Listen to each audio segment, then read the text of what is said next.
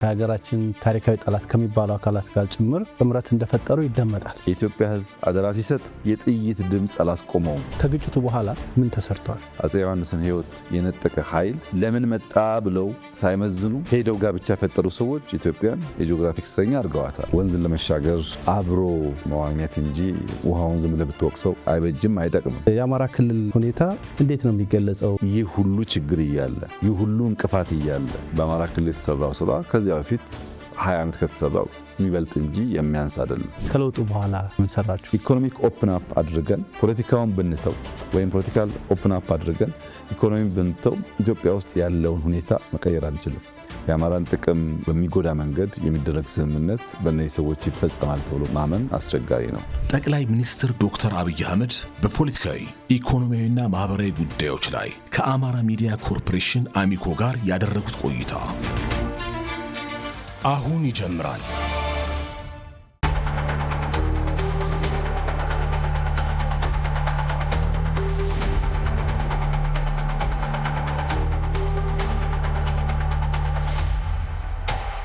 ከአማራ ሕዝብ ጥያቄዎች ጋር የሚገናኝ ሌላ ነጥብ አብሬ ማንሳት ፈልጋለሁ። ከለውጡ በፊት በነበረው የሕዝብ እንቅስቃሴ ጊዜም ከለውጡ በፊት ሲያነሳቸው የነበሩ ጥያቄዎችን ፖለቲካዊ ጥያቄዎችን አንስተዋቸዋል። ከፍትሃዊ ተጠቃሚነት ወይም ከመልማት ጥያቄዎች ጋር የሚገናኙ ጉዳዮች ነበሩ። ያስታውሱ ከሆነ በነበሩ የህዝብ እንቅስቃሴዎችም የረባ ፋብሪካ ማንቀሳቀስ የሚችል አይደለም፣ ከተሞቹን ማብራት የሚችል የኤሌክትሪክ ሳብስቴሽን እንኳን የሌለው ክልል ነው። ከመንገድ መሰረተ ልማቶች ጋር ተያይዞ ከትልልቅ የፌዴራል መንግስት ከሚያለማቸው የልማት ፍላጎቶች ጋር በተገናኘ ፍትሃዊ የሆነ ተጠቃሚነት በሚገባኝ ልክ አላገኘውም የሚል ጥያቄ ሲነሳ ነበረ። ከለውጡ በኋላ እሱን በመመለስ ረገድ ምን ሰራችሁ? በለውጡ ማግስት እኔ በነበረኝ ከህዝብ ጋር በነበረኝ ቆይታና ውይይት የኢኮኖሚ ተጠቃሚነት ጉዳይ አንዱ አንኳር ጥያቄ ነበር። ዳታዎች ሰብስበን ጥናት አካሂደን ነበር። እንደተባለውም የአማራ ክልል ከልማት አንጻር የሚገባውን ያክል ተጠቃሚ አልነበረም። ይህ ችግር የአማራ ክልል ችግር ብቻ አይደለም። በኢትዮጵያ ደረጃም ማደግ ባለብን ልክ እድገት አልተረጋገጠም። ያ ችግር በአጭር ጊዜ ውስጥ በተሟላ መንገድ ምላሽ ያገኛል ተብሎ የሚጠበቅ አይደለም። ነገር ግን ባለፉት ጥቂት ዓመታት ችግሩም እያለ ይህንበት ርቀት ግን የሚናቅ አይደለም። በዋና ዋና ጉዳዮች እንኳን ለማንሳት ለምሳሌ ከመስኖ አንጻር ጥያቄ ይነሳ ነበር። መገጭ 18 ዓመት ቆይቷል። ከፍተኛ የመጠጥ ውሃ ችግር ጎንደር ላይ አለ። አጀማጫጫ ግድብ እንደ ኢሹ ይነሳል።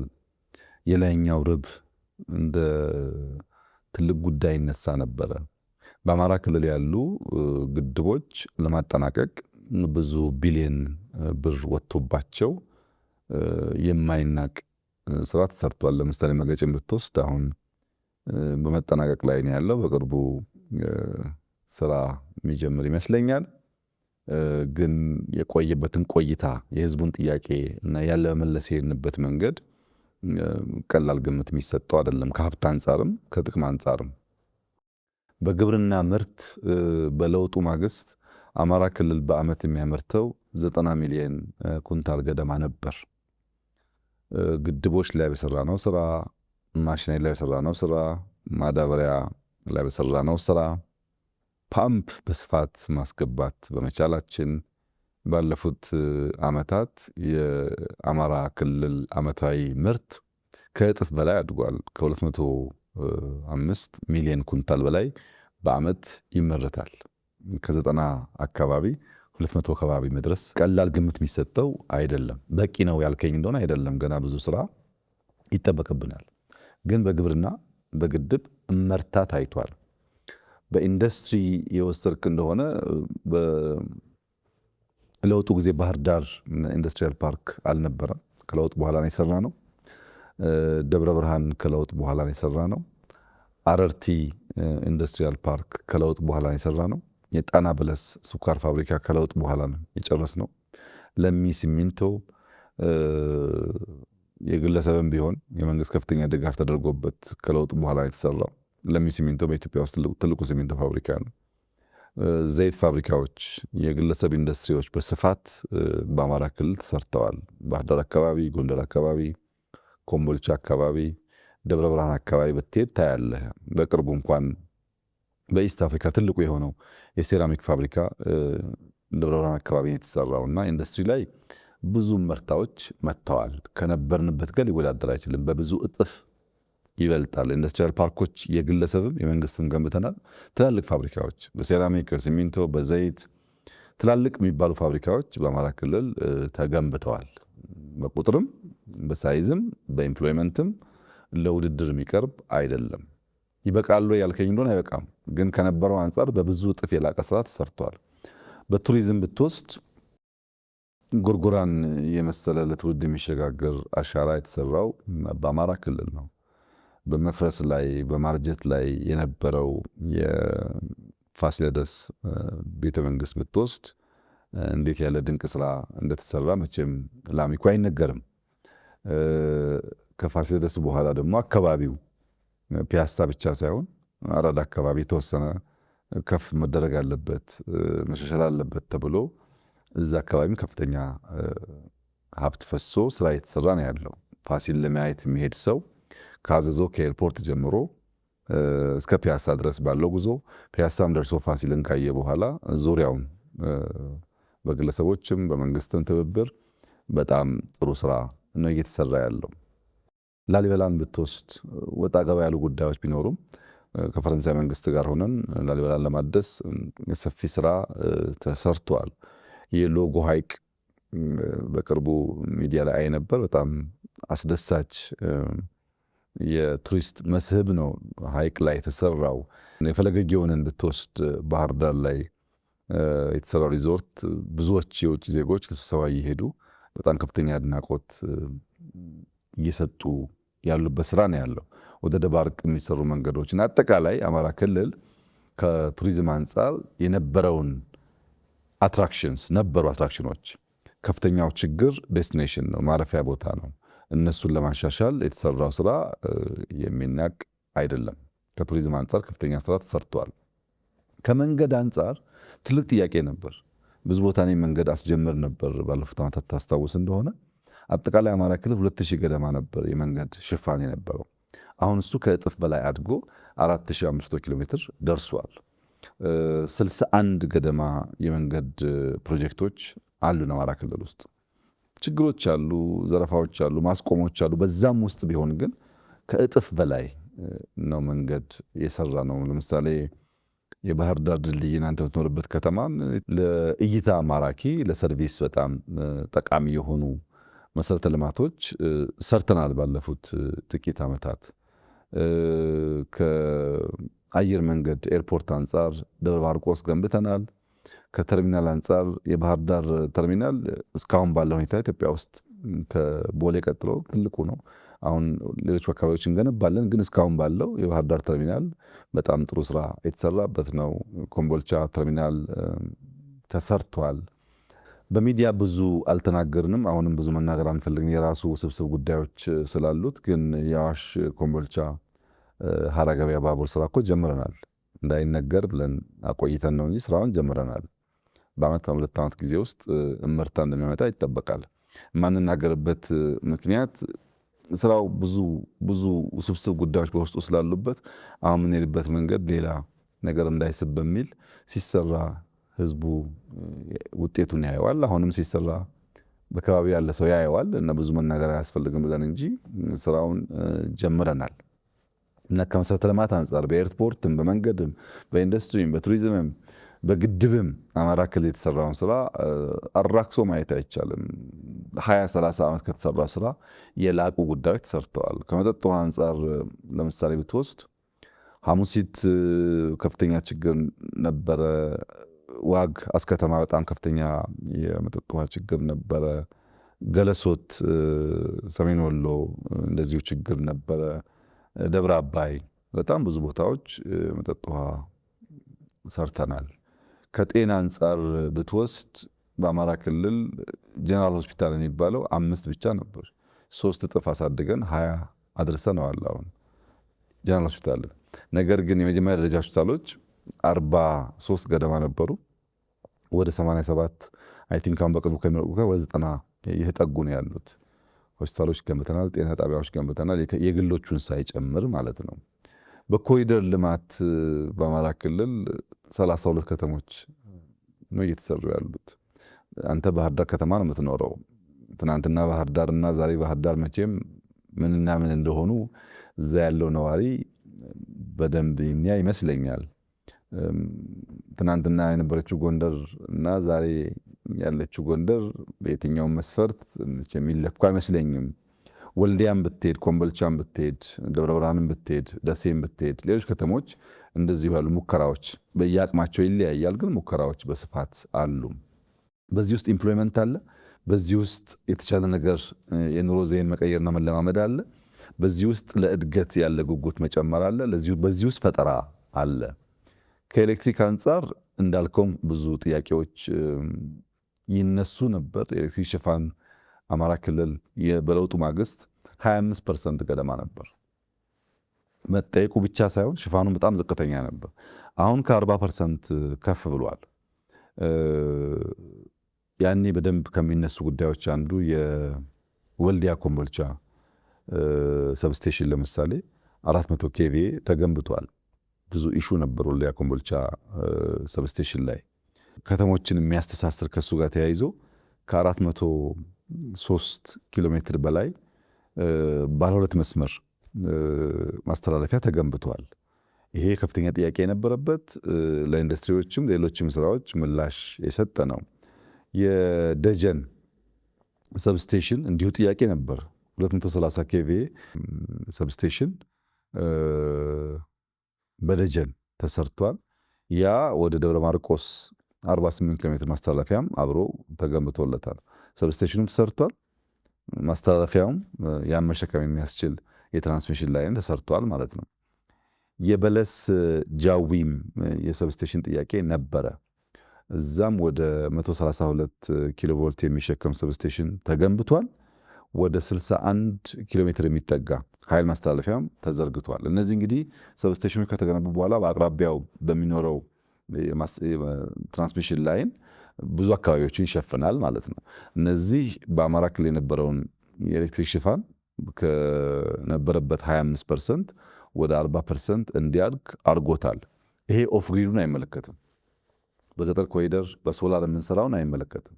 ሰዎች በግል የሚያጉትን አይመለከትም። ዋና በመብራት ኃይል የሚሰራውን ዋና ኢንቨስትመንትን ያነሳሁት እንግዲህ ከ25% 40% አሳንሰን አናየውም፣ ግን ደግሞ ማድረግ አለበት። በቂ አይደለም፣ ከዚያ በላይ ሊሰራ ይገባዋል የሚለውን ትክክለኛ ኮሜንት ነው። ለጥያቄዎቹ ምላሽ ነው መስጠት የተሄደበት ርቀት ግን በቀላሉ የሚታይ አይደለም። ከዲጂታል ኢኮኖሚ አንጻር ያየህ እንደሆነ ብዙ መርታ መጥቷል። በአማራ ክልል ለምሳሌ 5 ሚሊዮን ኮደርስ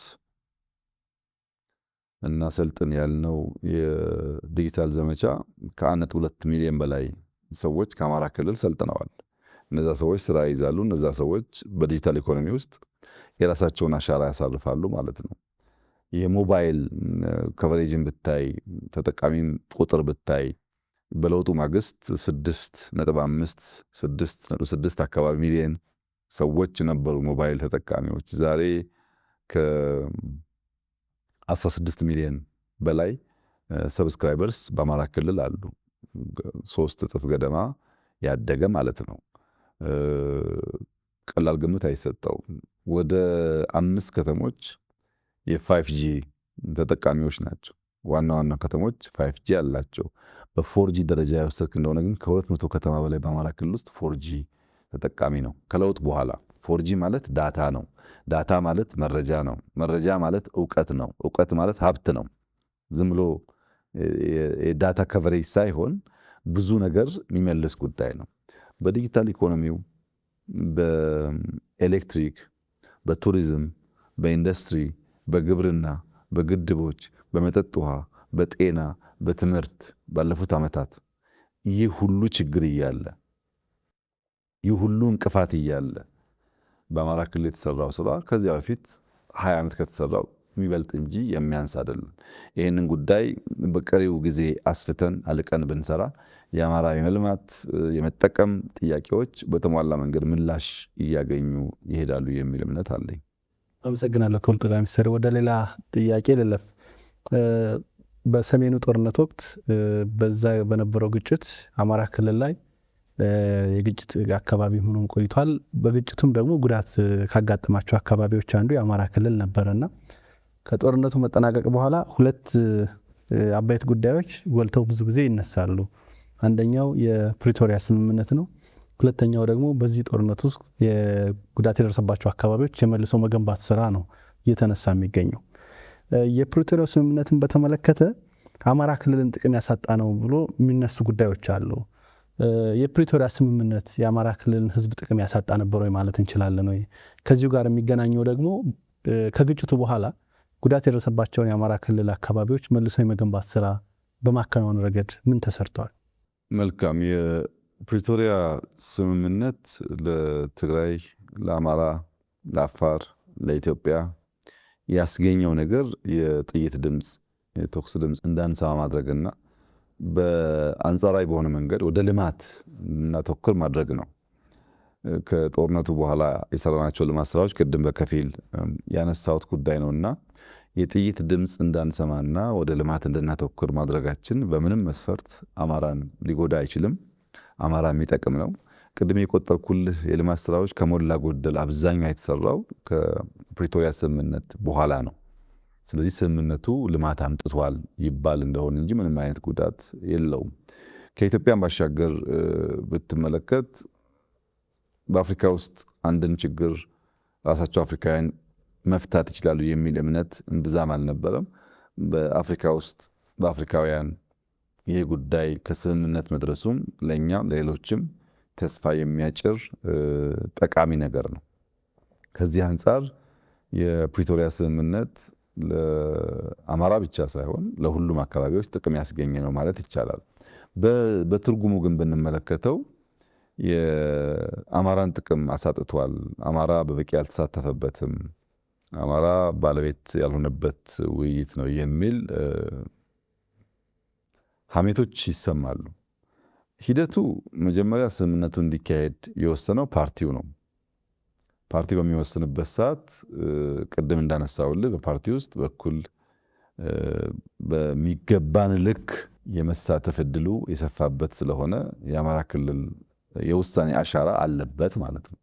ልክ እንደ ሌሎች ክልሎች በዛ ውይይት ውስጥ የነበሩ አመራሮች ስምምነቱ እንዴት እንደሚመራ፣ መቼ እንደሚመራ፣ ለምን እንደሚመራ ተወያይተው ነው የወሰኑት። በኋላ ወደ መንግስት ሲመጣም ስምምነቱን በላይነት የመሩት ምክትል ጠቅላይ ሚኒስትሩ ነበሩ። አጋጣሚ በድርድሩን ብትወስድ ከነ ዶክተር ጌዲዮን ከነ አቶ ሬድዋን በተጨማሪ እነ አቶ ጌታቸው ጀንበር ነበሩበት። አቶ ጌታቸው ጀንበር በዚያን ጊዜ የአማራ ክልል ምክትል ፕሬዝዳንት ነበሩ። ከአፋርም እና አምባሳደር ሐሰን ነበሩበት። አጋጣሚ ስብጥሩ ሁሉም አካባቢ ከሞላ ጎደል የሚነካካ ነው። የአማራን ጥቅም በሚጎዳ መንገድ የሚደረግ ስምምነት በእነዚህ ሰዎች ይፈጸማል ተብሎ ማመን አስቸጋሪ ነው።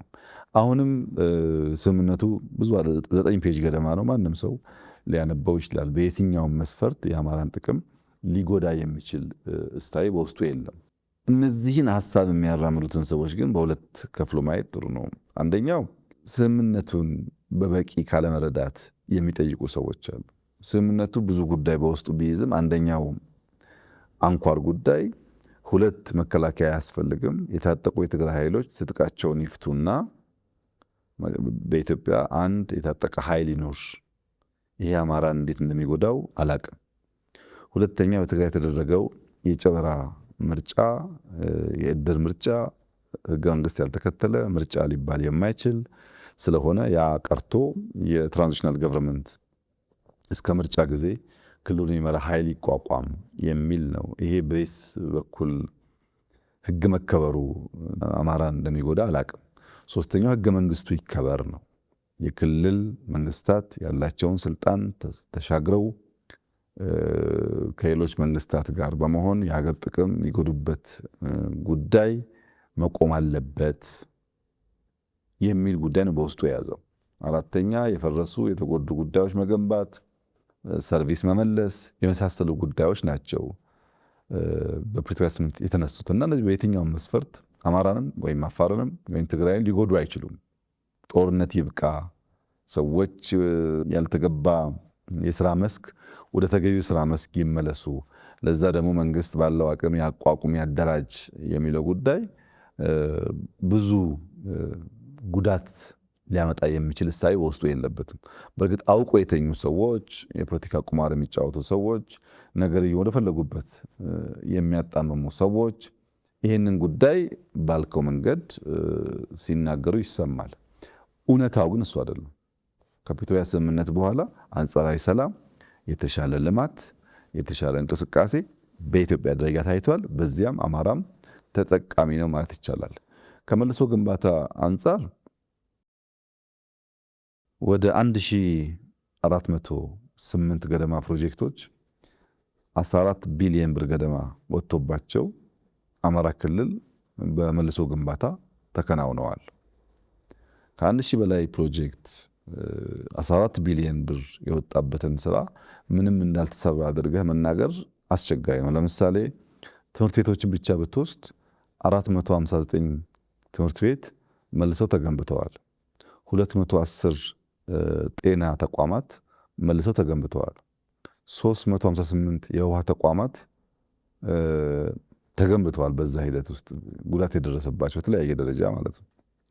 15 ገደማ ከፍተኛ የኃይል ማከፋፈያ ጣቢያዎች ሰብስቴሽንስ የተጎዱ ነበሩ፣ ተጠግነዋል። የቴሌኮም ታወሮች፣ የፋይበር ኦፕቲክስ መስመሮች የተጎዱ ነበሩ።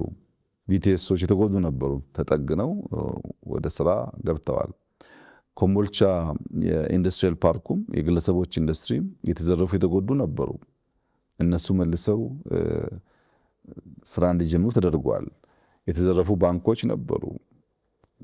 ባንኮች የተዘረፈው እኮ የግለሰቦች ሀብት ነው። ያንን እኮ መንግስት ተክቶ ነው። በኮምቦልቻ አካባቢ ብቻ ከ4 ቢሊዮን ብር በላይ ተዘርፈዋል ከባንክ።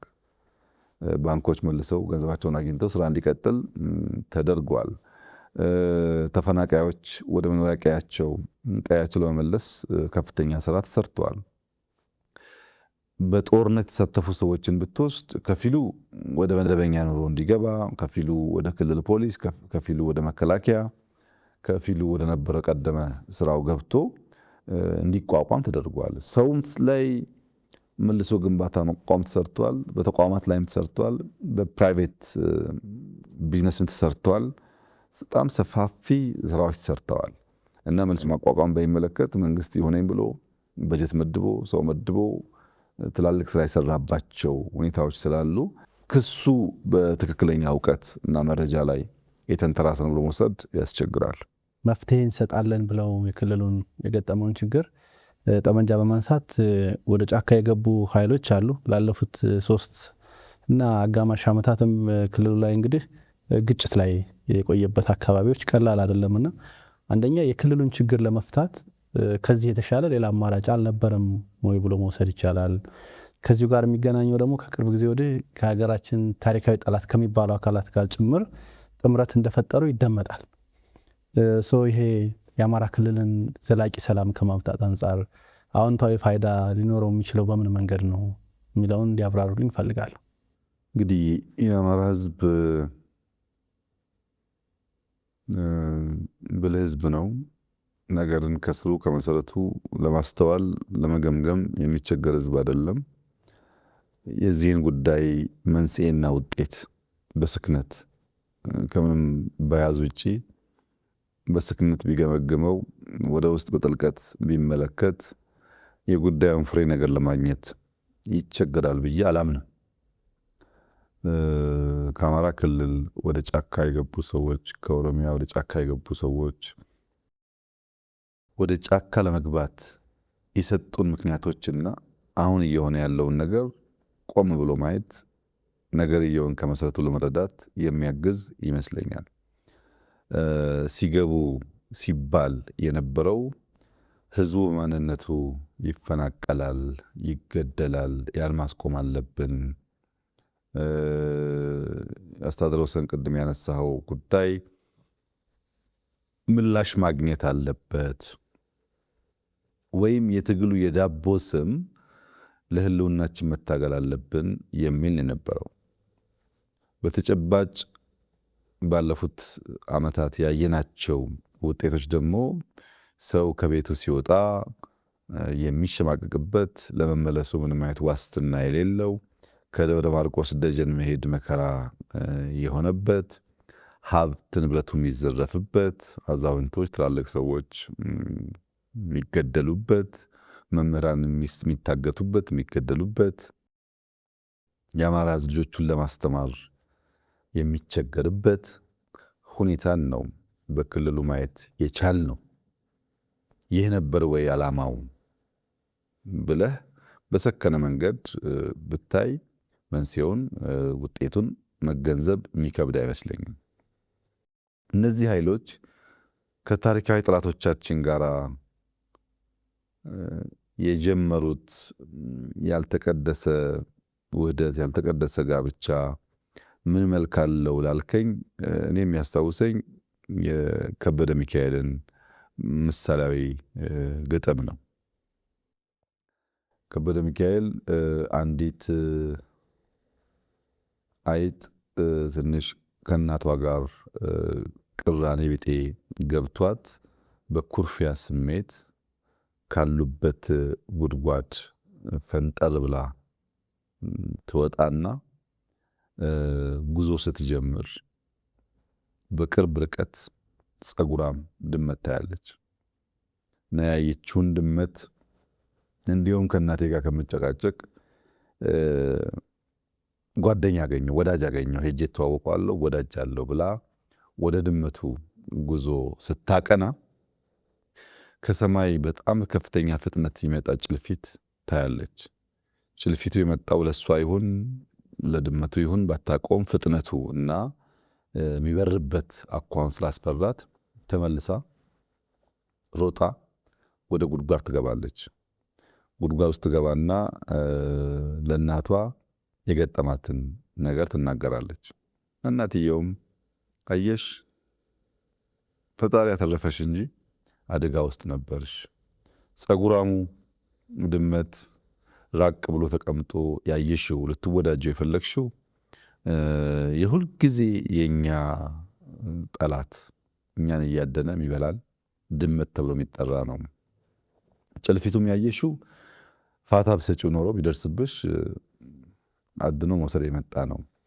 ሁለቱም የሚያጠፉሽ የሚገሉሽ ናቸው። እኔ ጋ የነበረች ቆይታ የተሻለ ነበር ትላትና አይጥ ስትጠግብ ስታበዛ ሩጫ ሄዳ ታሸታለች የድመት አፍንጫ ሲባል የነበረው እስከነተረቱ በአንቺ ላይ ደረሰ በክልፍልፊቱ ብሎ ከበደ ሚካኤል የገጠመውን ግጥም የሚያስታውሰኝና እዚህ ያለው ኩርፊያ ወደ ጸጉራሙ ድመት ወይም ወደሚምዘገዘገው ጭልፊት የሚወስዳቸው ማንኛውም ኃይሎች በምን እምነት ላይ እንደተመሰረተ ያልታወቀ ጋብቻ ስለሆነ በየትኛውም መንገድ ጥፋት ካልሆነ በቀር ልማት ሊያመጣ አይችልም። ይሄ ደግሞ የትናንትና ታሪካችን ነው። ለመማር ለፈለገ ሰው ትናንት ከነዚህ ኃይሎች ጋር በነበረ ትብብር ኢትዮጵያ በዘመናት ታስተዳድር የነበረውን ቀይ ባህር አጥታ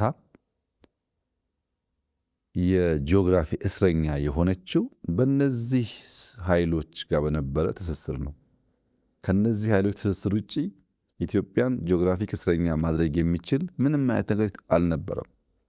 የኛው እንክርዳዶች ያልተቀደሰ ጋብቻ ፈጥረው አጠቃላይ የዓለም ሁኔታን ፈቅዶላቸው ነው ኢትዮጵያን አሁን ያለውን ትውልድ ሳይሆን በጣም ብዙ ትውልድ ዋጋ የሚያስከፍል ታሪካዊ ጥፋት የተፈጸመው።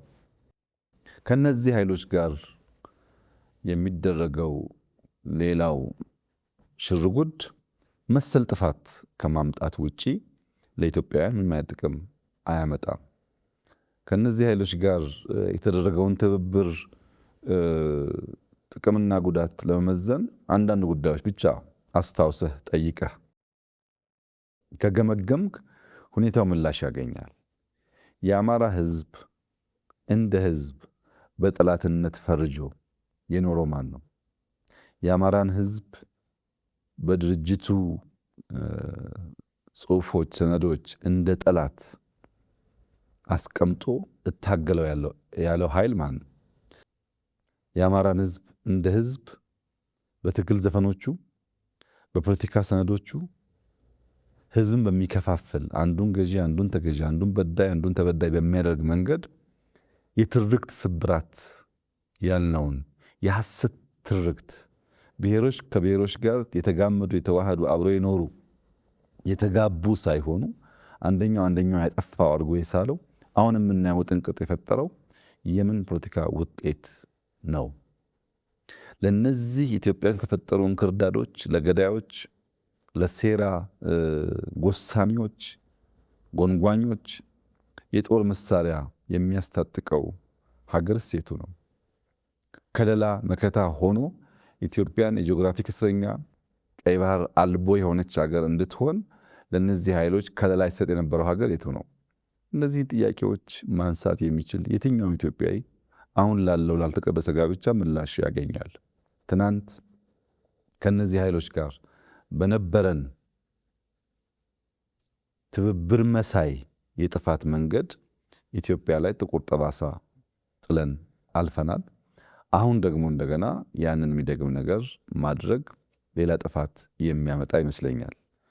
ወደ ስሁት ግምገማው ስትሄድ ግን የዛይቱ ኢትዮጵያ የያኔዋ ኢትዮጵያ አይደለችም። አንድ ከዛ ጊዜ ተመራለች። ሁለት የዛን ጊዜ ስብራቶች፣ ጥፋቶች አውቃ ተዘጋጅታለች። አሁን ባላት ህልውና ላይ የሚገዳደራት ከመንገዷ የሚያወጣት ነገር እንዳይፈጠር ብትሞክርም ትናንት በነበረው ደረጃ ስጋት የለባትም። ትናንት በነበረው ደረጃ ጥፋት ያመጡብኛል ብላ አታስብም። እነዚህ ኃይሎች ግን ከትናንትና ጉዳይ መማር ያስፈልጋቸዋል። አፄ ዮሐንስን ለማጥቃት የመጣ ኃይል፣ አፄ ዮሐንስን ህይወት የነጠቀ ኃይል ለምን መጣ ብለው ሳይመዝኑ ሄደው ጋብቻ የፈጠሩ ሰዎች ኢትዮጵያን የጂኦግራፊክ እስረኛ አድርገዋታል። ኢትዮጵያን የጂኦግራፊክ እስረኛ እንዴት ሆነች ማንረዳ ብለው ማየት ያልቻሉ ሰዎች ደግሞ ምን ጥፋት መዘዝ ሊያመጡ ዛሬ አዲስ ያልተቀደሰ ጋብቻ ለመፍጠር እየሞከሩ እንዳሉ እያንዳንዱ ዜጋ ራሱን በተለያየ ቦክስ ውስጥ እያስገባ ሳይሆን ወጣ ብሎ ማየት የሚያስፈልግ መማር የሚያስፈልግ ይመስለኛል። ይሄ ለሀገራችን ጥፋት ነው። በውስጣችን ያለ ማንኛውም ልዩነት በውስጣችን ሊፈታ ይችላል። በንግግርም ይሁን በኩርፊያም ይሁን የእርቅ የሽምግልና ባህል ስላለ ልንፈታው እንችላለን። ሌሎች ኃይሎች ስናስገባ ግን ከጥፋት ውጭ ጥቅም የሚያስገኝ አድርጌ አልወስደውም። ሌላው ነጥብ ማንሳት የምፈልገው በዘመናት ቢቀያየሩም አልፎ አልፎ ደግሞ ከአካባቢ ቢቀያየርም በተለያዩ የሀገራችን አካባቢዎች ላይ በአማራ ተወላጆች ላይ የሚደርሱ ችግሮች ይስተዋላሉ። አንደኛ የዚህ ነገር መነሻው ምንድን ነው ብሎ ያስባሉ? ሁለተኛው ደግሞ መፍትሄውስ ምን መሆን አለበት? አማራ ተኮር ጥቃት፣ ኦሮሞ ተኮር ጥቃት፣ ትግሬ ተኮር ጥቃት ወይም ሶማሌ ተኮር ጥቃት የሚሉ ክሶች እና ስሞታዎች ጊዜያቸውን እየቀያየሩ አንደኛውን በሆነ ጊዜ አጥቂ ሌላኛውን ተጠቂ እያደረጉ ኢትዮጵያ ውስጥ ባለፉት በርካታ ዓመታት እንደ ፖለቲካል ዲስኮርስ ይነሳሉ። ይህንን ጉዳይ ትክክለኛ ምላሽ ለማግኘት ማንነትን መሰረት ያደረገ ጥቃት መንስኤው ምንድን ነው? እኔ አንተን በማንነት ላጠቃ የምዳዳው በምን ምክንያት ነው? የማንነት ጥቃት ሰለባዎች እነማን ናቸው? አንድ ቦታ ብቻ እንዳናስቀረው እነማን ናቸው?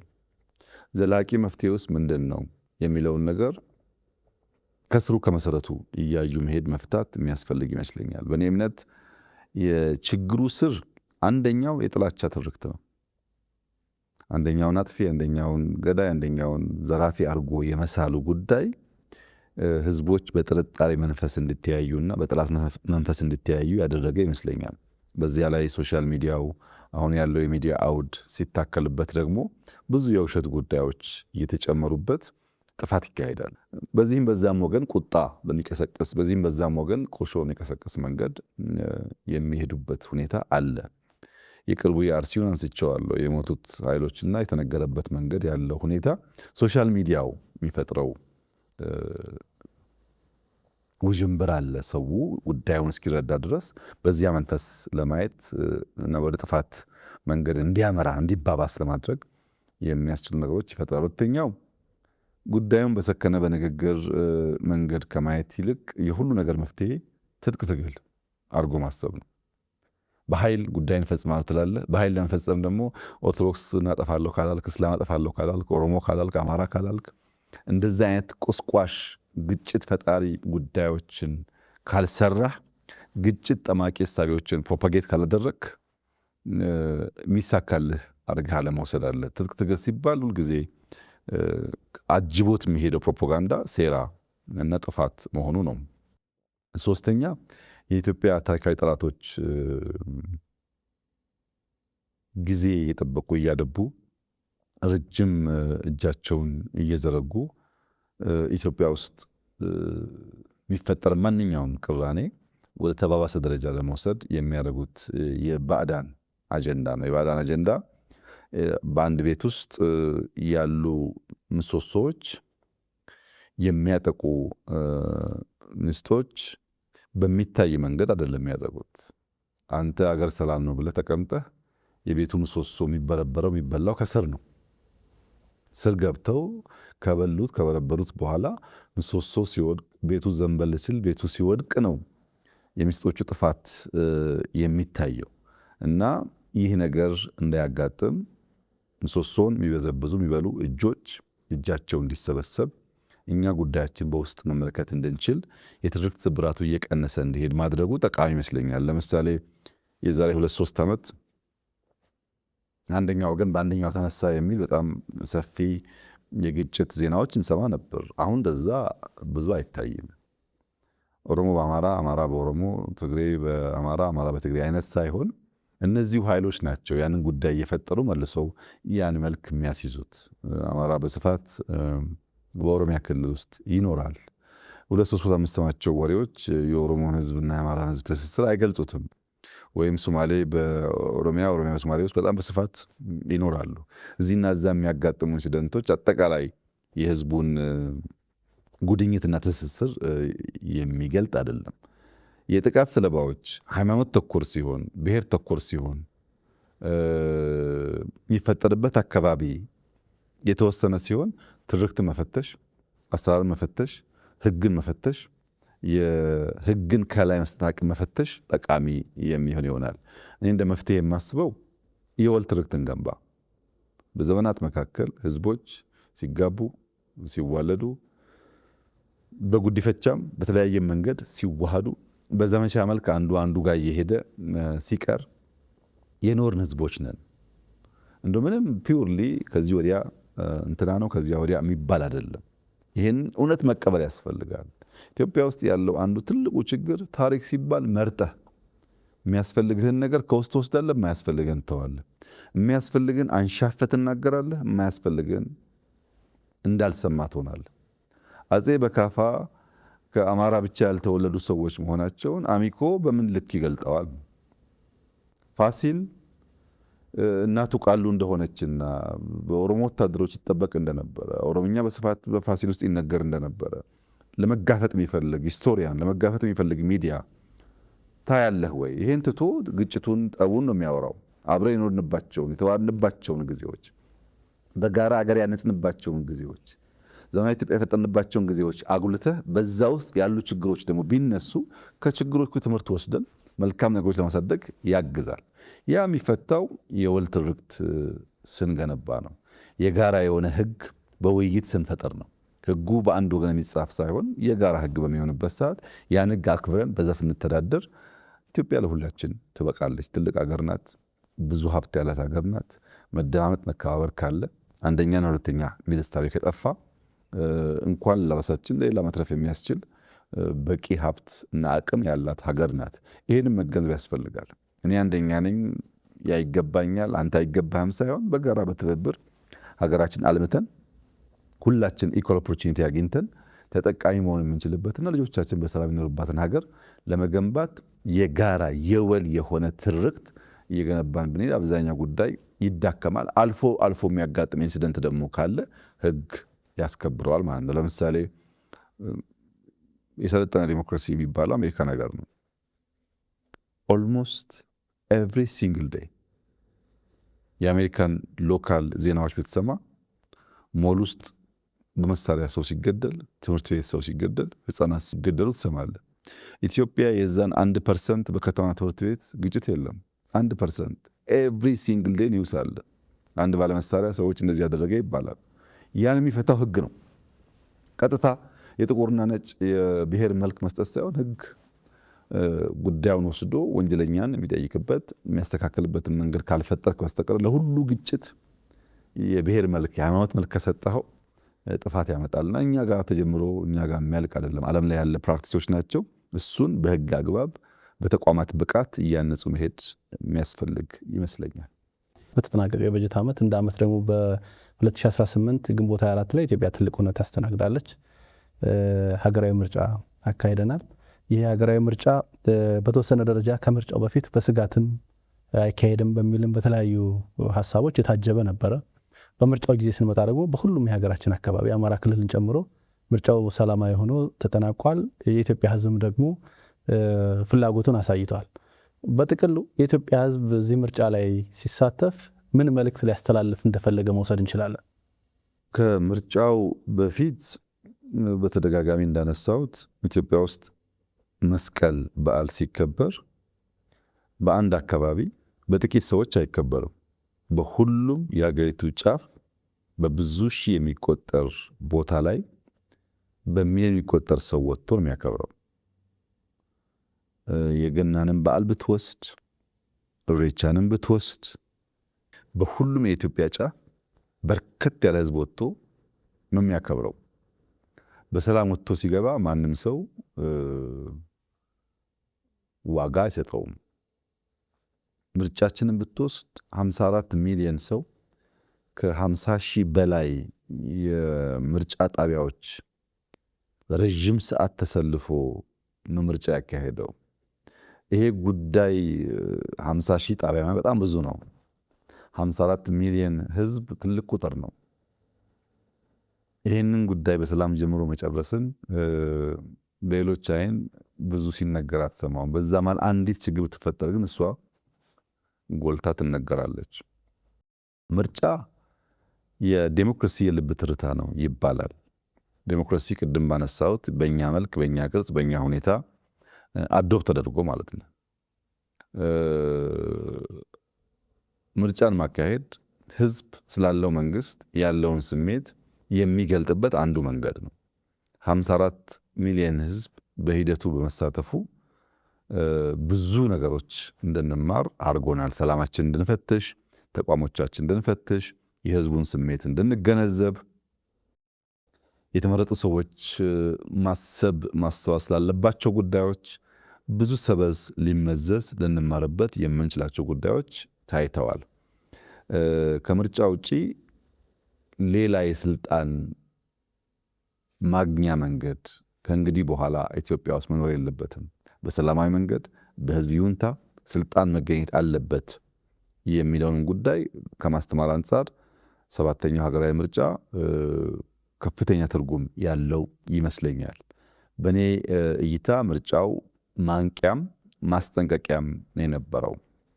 በአንድ በኩል በሞት ጥላ መካከል ሆነው ሰዎች የቶክስ ድምፅ ሳያቆማቸው፣ ዝናብ፣ ብርድ፣ ውርጭ፣ ረሃብ ሳያቆማቸው ዋጋ ከፍለው ለመምረጥ መብታቸውን ኤክሰርሳይዝ ለማድረግ የሄዱበት መንገድ ኢትዮጵያውያን በሀገረ መንግስት ግንባታቸው የማንንም ወሬ ለመስማት ዝግጁ አለመሆናቸውን ያሳያል።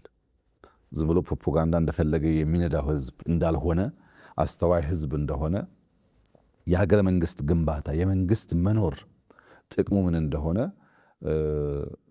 ትልቅ መልእክት ያስተላለፈ ይመስለኛል። በሶማሌ በሱዳን ያጋጠሙ መንግስት አልቦ እንቅስቃሴዎች ምን ያክል ጉዳት እንዳላቸው የተገነዘበ ህዝብ ይመስለኛል። የእኛና የሱዳን ለውጥ የ6 ወር 7 ወር ዲፍረንስ ነው ያለው። አንድ አካባቢ ነው ለረጅም ጊዜ የገዙ መንግስታት የተነሱበት ለውጥ የተካሄደው።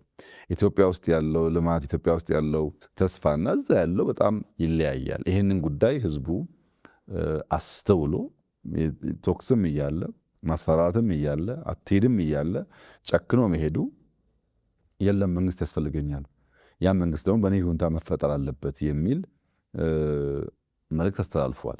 ሁለተኛ ህዝብ ሲያምን ከመንገዱ ማንም እንደማያስቆመውም አረጋግጧል። በዋዛ ፈዛዛ ልታስቆመው እንደማትችል ህዝቡ በተለየ መንገድ በተለየ ቋንቋ የተናገረ ይመስለኛል። በተደጋጋሚ እንዳነሳሁት እኔ የሚያሳስበኝ ተመራጩ ነው። ተመራጩ ያሳስበኛል። ምክንያቱም የኢትዮጵያ ህዝብ ሌብነት በቃኝ ብሏል።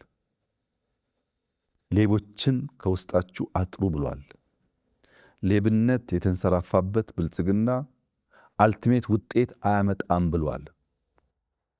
ቀን ከሌት የማይሰሩ የማይተጉ ሰዎች ስልጣን ወንበር መጠበቂያ አድርገው የሚያስቡ ሰዎች በተጨባጭ ውጤት የማያመጡ ሰዎች ፈትሹ ብሏል። ጽንፈኝነት፣ ጥላቻ፣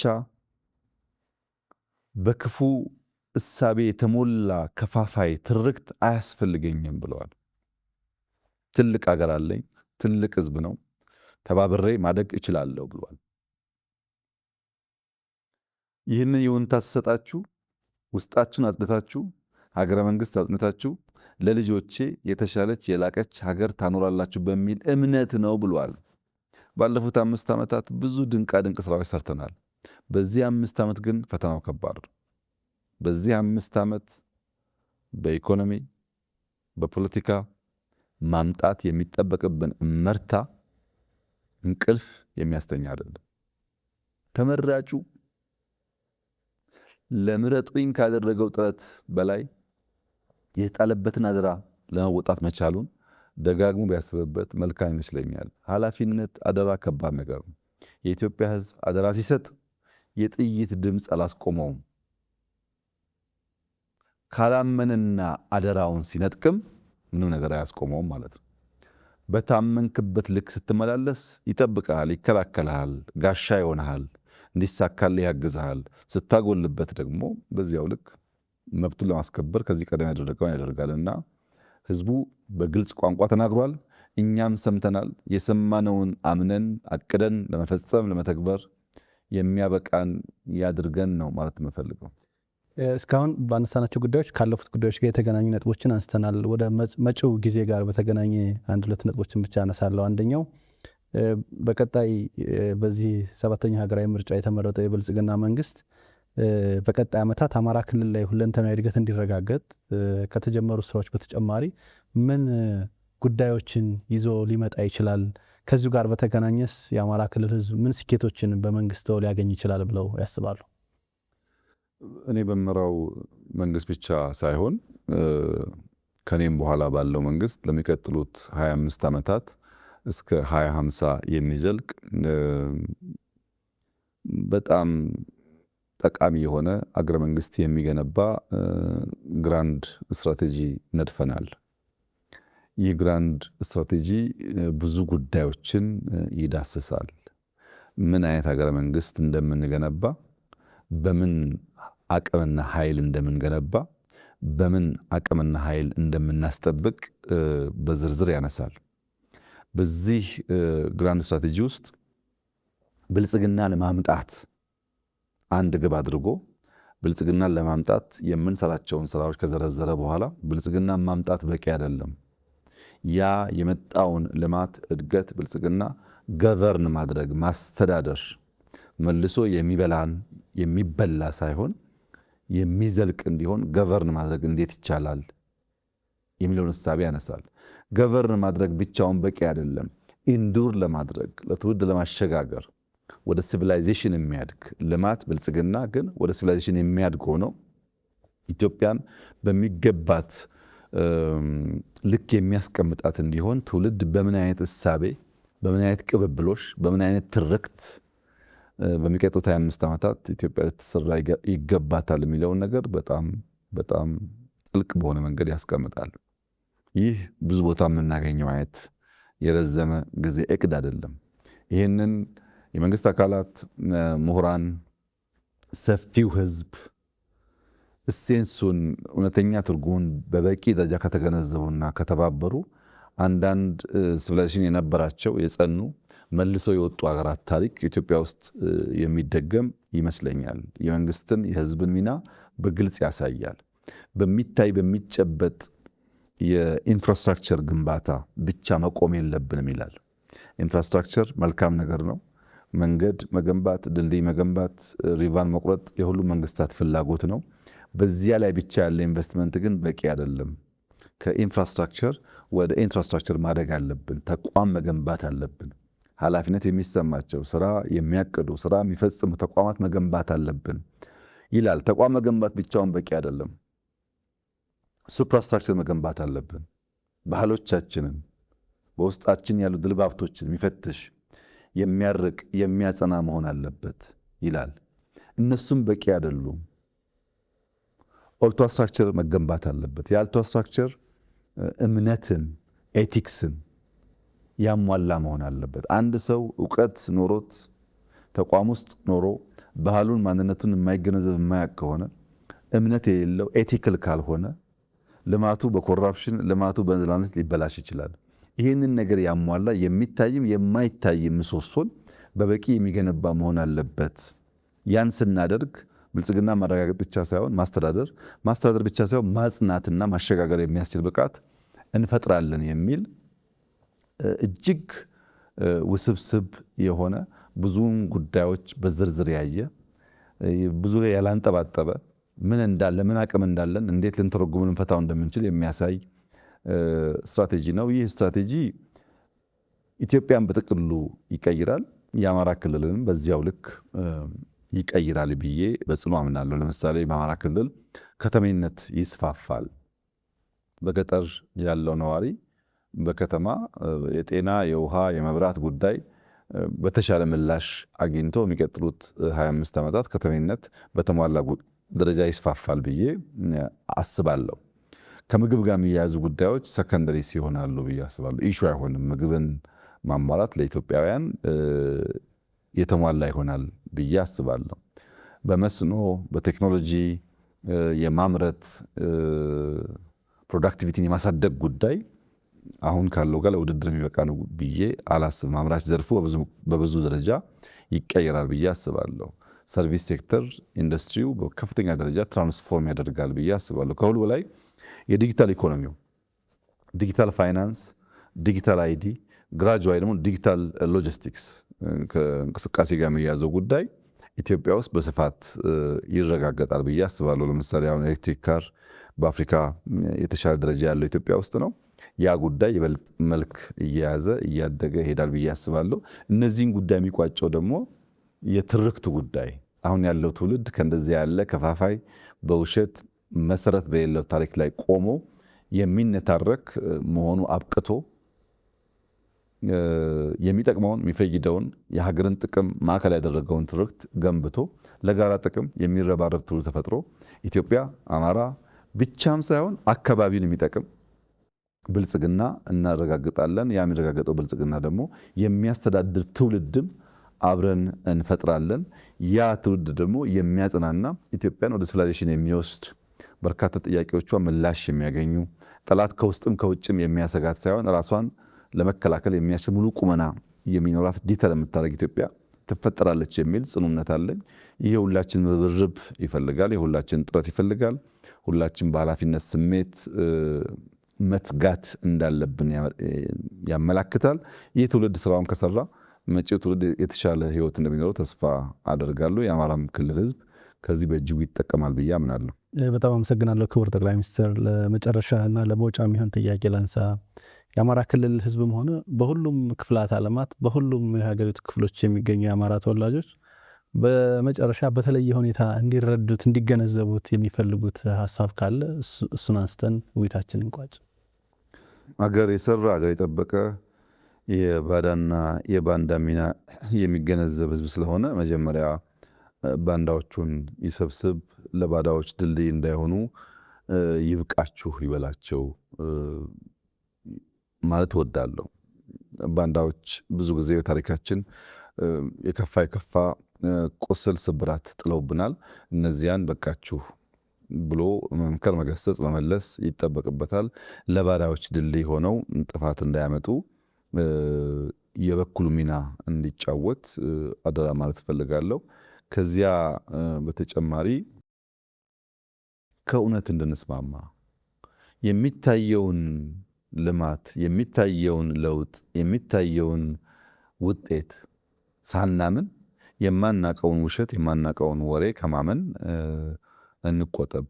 ከምናየው አይበልጥም የምንሰማውና የምናየውን በሚያጸና በሚያሳድግ መንገድ መሄድ ይመረጣል። ከፈጠራ ወሬ መሰብሰብ ያስፈልጋል። ፈጠራ ወሬ የሚከፋፍል ነው። ፈጠራ ወሬ የሚያዳክም ነው፣ ጉልበት የሚበላ ነው እና ለወሬ ቦታ ሳንሰጥ ታሪካችንን በእውነት ዛሬንም በእውነት ነገንም በእውነት ለመስራት ጥረት የምናደርግ ብንሆን በከንቱ ውዳሴ ለሚሸነግሉ አንደኛ አማራ ነኝ፣ አንደኛ ኦሮሞ ነኝ፣ ካለኔ አማራ፣ ካለኔ ኦሮሞ፣ ካለኔ ጥቅም የሚሉ ሰዎች በተጨባጭ ስራ የማያውቁ፣ ተቋም የማያውቁ፣ ኃላፊነት የማያውቁ እንዲሁ ዝም ብሎ በባዶ ሜዳ አውራ የሚሆኑ እንጂ ከቲም ጋር ተቋማዊ በሆነ መንገድ አንድን ነገር አቅደው በዲሲፕሊን መፈጸም የሚችሉ ሰዎች አይደሉም እና ከእንደዚህ ያለው የከንቱ ውዳሴና ወደማይጨበጥ ነገር ወደሚወስደው የፖለቲካል ትርክት የማይወሰድ ህዝብ መሆን አለበት ብዬ አስባለሁ። ትናንትና አክሱምን ስንገነባ፣ ፋሲልን ስንገነባ፣ ላሊበላን ስንገነባ፣ ኢትዮጵያን በአዲስ መንገድ ስናንጽ ምንም ጥርጥር የለውም ተደምረን ያደረግነው። ከመደመር ውጭ የተሰራ ፋሲል፣ የተሰራ አክሱም የለም። እያንዳንዱ ህዝብ የደም ጠብታ ድምር ውጤት ነው ኢትዮጵያ ውስጥ የምናየውን ነገር የፈጠረው። አሁንም መፍትሄው መደመር ነው። ትላንት ተደምረን ታሪክ ሰርተናል። አሁን ተደምረን ያሉብንን መከራዎች፣ ችግሮች ተሻግረን የተሻለች ኢትዮጵያን መፍጠር እንችላለን። ህዝቡ በትልቅነቱ፣ በታሪኩ፣ በእውቀቱ ልክ ሚናውን መጫወት አለበት ብዬ አስባለሁ። ምክንያቱም የአጥር መፍረስ ለጅብ ነው የሚመቸው። የአጥር መፍረስ ከውጭ ለሚመጣው ጥፋት ነው የሚመቸው። የልብ መራራቅ ለጠላት ያመቻል። ተቀራርበን፣ ተወያይተን፣ ተመካክረን፣ ተጋግዘን አንዱ የአንዱን ስብራት፣ አንዱ የአንዱን ድካም ጠግኖ ኢትዮጵያን ብንሰራት ለእኛም ሌሎችም መትረፍ የምትችል ሀገር ስለሆነች ልዩነትን በማቀንቀን፣ ጥላቻን በማቀንቀን፣ ጥፋትን በማቀንቀን የሚገነባ ሀገር የለም። ልክ እንደተለመደው ባህላችን ጥፋት ካለ ሽምግልና፣ በእርቅ፣ በካሳ ተሻግረን አዲስ የጋራ ማንነት ለመስራት አሁን ያለውን ዘመን በሚዋጅ የእሳቤ ልክ እንድንመላለስ፣ አብረን እንድንቆም፣ እንድንበረታ አደራ ላለው ምንም ጥርጥር የለውም። የአማራ ህዝብ አሁን ያሉበትን ችግሮች ተሻግሮ የለማች የበለጸገች ለብዙዎች የምትተርፍ ክልል፣ ለብዙዎች የምትተርፍ ሀገር፣ ለብዙዎች የምትተርፍ አፍሪካን በመፍጠር ውስጥ ከፍተኛ ሚና እንደሚጫወት ሙሉ እምነት አለኝ። ይህም እንዲሆንለት ምኞቴ ከፍ ያለ ነው።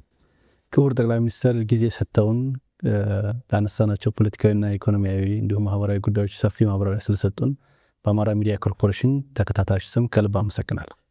እኔም በጣም ነው የማመሰግነው። አሚኮ ጋር ከለውጡ በፊት በለውጡ ማግስት ቆይታ ነበረኝ። አሁን እድል ሰጥታችሁ ደግሞ መልሼ በዚህ መንገድ ከእናንተ ጋር እንድወያይ እድል ስላገኘው እጅግ አድርጌ አመሰግናለሁ። መልካም ጊዜ። ቴንኪው።